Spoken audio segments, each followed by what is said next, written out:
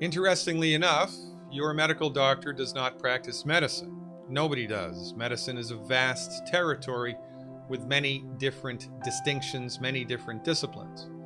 Naturopathic medicine, homeopathic medicine, chiropractic medicine, osteopathic medicine, traditional Chinese medicine, acupuncture, Ayurveda, etc., etc., etc. Interestingly enough, as it turns out, your medical doctor is trained in allopathic medicine.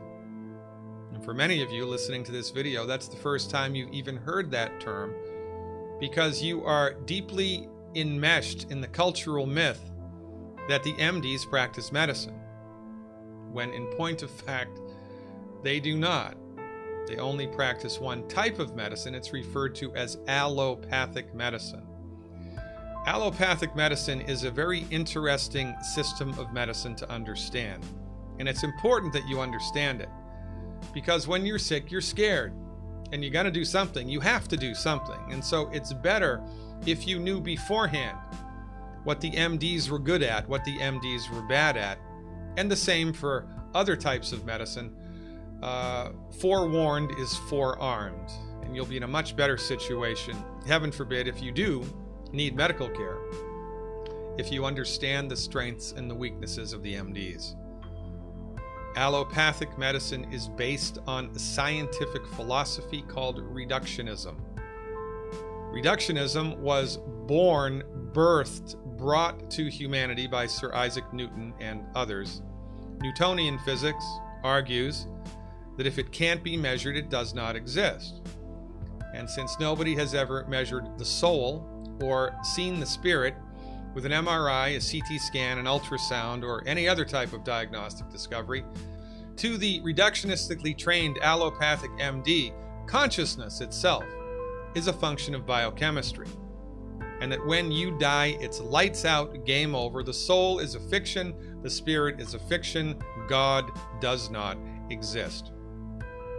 Your medical doctor is trained to believe that your body is a bag of biochemicals waiting to break, and that when it does break, it is not the doctor's job to cure the condition. It is not the doctor's job to cure the condition. It is your MD's job to manage your symptoms with drugs and surgery. And listen, there's not anything wrong with drugs. Drugs are like guns. It's not the gun, it's how it's used. It's not the drug, it's how it's used. You can use a drug to heal, you can use a drug to harm. Interestingly enough, MD-directed medical therapeutics are the leading cause of death in the United States. This is not a good situation. Allopathic medicine argues that the body is a bag of biochemicals waiting to break, and that when something does break, it's the doctor's job to manage your symptom. Each part of the body that's broken, each part of the body that's affected gets its own medicine, right? So you get one medicine for the heartburn, one medicine for the blood pressure, one medicine for the anxiety, one medicine to help you pee, one medicine to stop you from peeing, one medicine to make you go to sleep, one medicine to make you wake up, and one medicine for the side effect of all those medicines. This is the allopathic reductionistic way. Reductionistic medicine argues that the human body does not have the ability to fix itself, that it is the doctor's job simply to manage your symptoms to the best of their ability. Now think about it. Of all of the prescription medications that exist in the marketplace today, in the 21st century, anywhere in the world, the only medications which cure any physical condition are antibiotics. Everything else is managed, and this is an important distinction for you to understand.